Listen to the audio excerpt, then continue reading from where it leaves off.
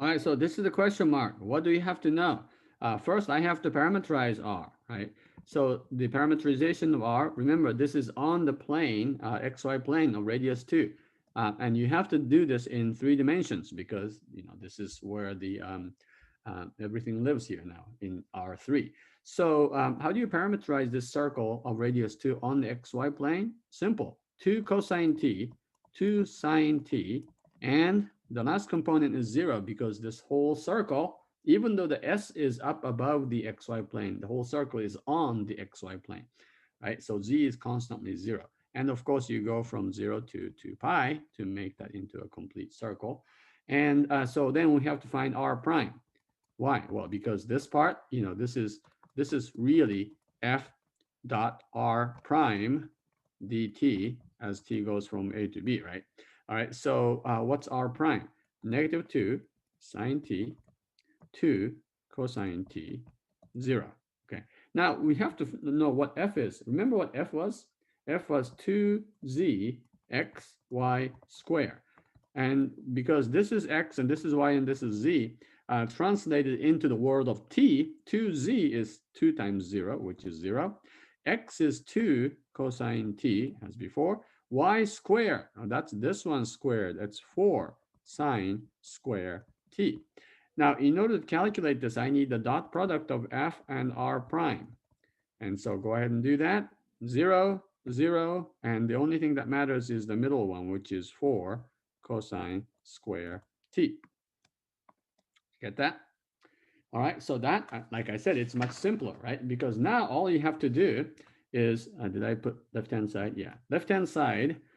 So the left-hand side will be this integral, the FDR, the circulation integral. It turns out to be the integral from 0 to 2 pi of 4 cosine square t dt.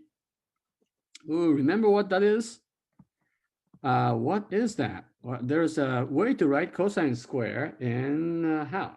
It's 1 plus cosine 2t over 2. Now, if you forget this, you can always try to remember the double angle formula. I don't know if you remember the double angle formula. Cosine of 2t is, there are 3 ways to write this. One is cosine square minus sine square.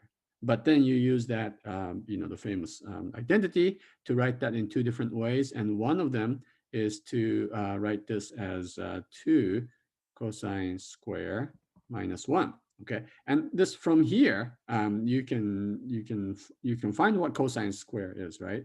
Because you can say 2 cosine square t is 1 plus cosine 2t, divide both sides by 2. All right, this is how you go from here to here, right? So this is something that you may be able to figure out if you forget what that cosine square is. But anyway, this is going to be just 1/2 plus then you have 1/4 sine 2t plus c, if you remember to use the chain rule and so on in integrating. Sorry, I have forgotten t here, right? Because if you differentiate this, you get 1/2, which is, this first part. And then if you differentiate this, you get 1/4 times 2 times cosine of 2t, which is exactly what you see here. So this turns out to be 1/2 t plus 1/4 sine of 2t. And then you integrate from 0 to 2 pi, right? And so what do you get? Whoops, I forgot one important thing here, this number 4. I didn't consider that, so let's just multiply the whole thing by 4. That's one way to do that. All right, so this is 1/2 and then 2 pi, right? And then what's going to happen here? Well, cosine of 4 pi is 0, and sine of 4 pi is 0, and sine of 0 is also 0. So this turns out to be just 0. Okay, so this is, of course, pi, and the answer is 4 pi, right? Quite simply. And so the left-hand side is equal to the right-hand side. So this is how you can, you can verify that. Of course, Stokes theorem is, it's a theorem, which means it has a general proof, which is correct. So this has to be equal, these have to be equal to each other. But in this first example, we verified that these two are equal to each other. one thing again, remember this side is not, I mean, this side looks like the flux, and it is a flux integral, but it's not the flux of F through, this is not the flux of F through S. It is a flux of the curl of F. So in this case, a vector field of which we are finding the flux is not F, but it's a curl of F. So sometimes it comes in as a pretty important piece of information. You may want to remember that. All right, now I want to elaborate on this one example, because I want you to see something else, which is also pretty cool. All right, so this part introduces you to a very important and interesting technique. All right, so I'm going to use a different color, namely this brown ink, to show you this little trick, which you will have to use a couple of times in your homework at least. All right, so this is what I have here is the description or the statement of Stokes theorem. All right, I want you to note, right, that right now I have used this S1, which happens to be the paraboloid, right? And the boundary was C. And in order to calculate the flux of the curl of F, all we had to do was we didn't have to know much about the behavior of F on the surface S1. All we needed was what happens on the boundary, right? And that, of course, is the theme of Green's theorem. What happens in this inside doesn't really matter because you can calculate everything inside by what happens in the boundary. Right? And in fact, the fundamental theorem of calculus and the fundamental theorem of the line integrals, they all say the same thing. What happens inside doesn't matter because all you have to figure out is what happens on the boundary, 2 boundary points. And so as long as you don't change the boundary, okay, it turns out you can get the same answer. Now, what am I talking about? So you have this surface S1, which is circular paraboloid, but the boundary is C1 C, which is the radius 2 circle on the XY plane. Remember? Well, what happens if you flatten this and then come up with S2? This surface 2 is just the circle with everything inside, okay, sitting on the XY plane.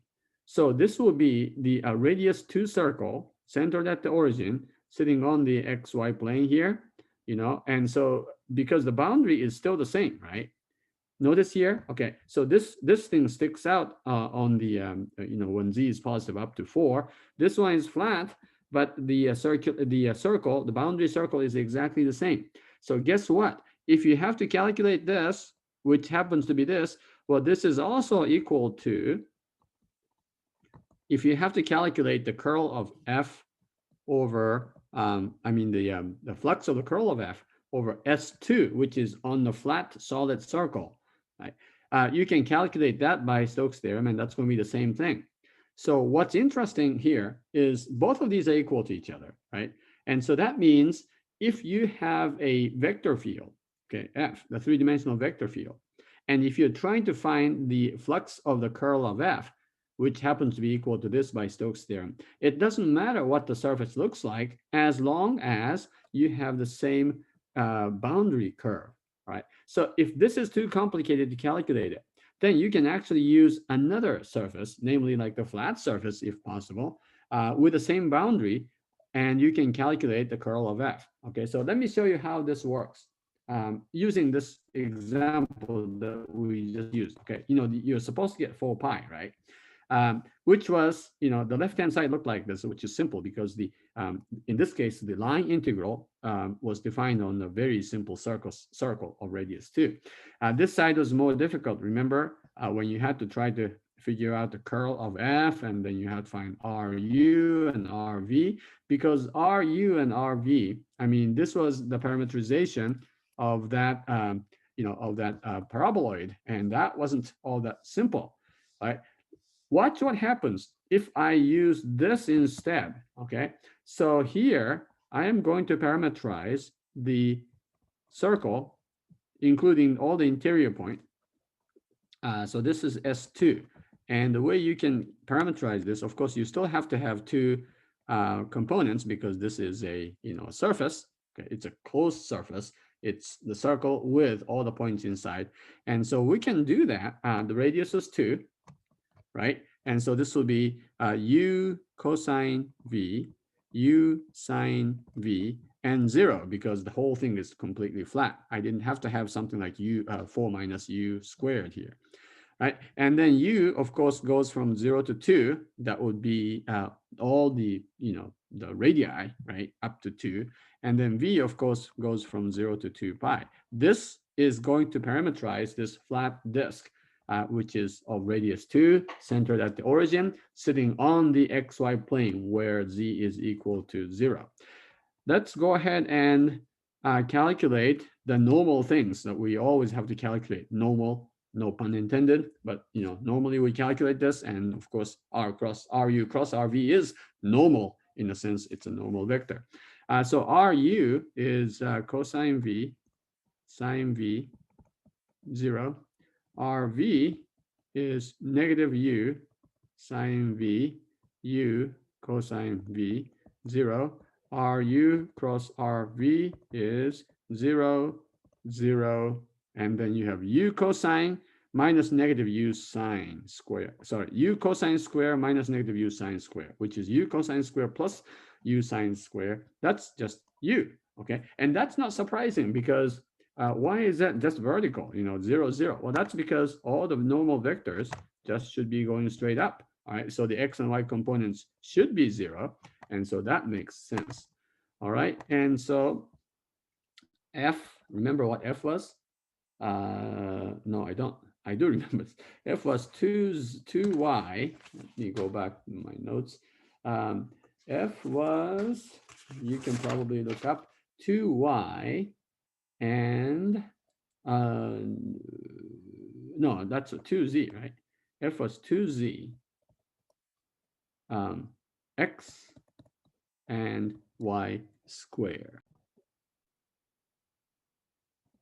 And of course, what we need is the curl of f. So I guess I didn't need to look this up, because I know the curl of f was 2y, 2, 1, right? And of course, I have to write this in terms of u and v, the new u and v for this parameterized surface S2, which shares the same boundary as the paraboloid.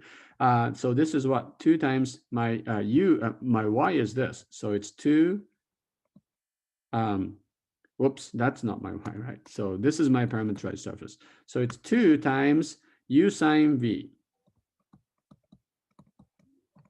comma, 2, 1, all right? Let's take the dot product of this. Curl of f dotted with ru cross rv. Now, all of this time, I'm dreaming of getting 4 pi at the end, because I know the answer. It really helps to, it helps you when you know what the answer is supposed to be. Okay, so I take the dot product of 0, 0, u and this, right? And of course, it's going to be 0 plus u times 1, which is just u, okay? So now, the right-hand side, using the second, surface, which is that flat disk, the right-hand side is going to be from 0 to 2 pi, from 0 to 2 of u.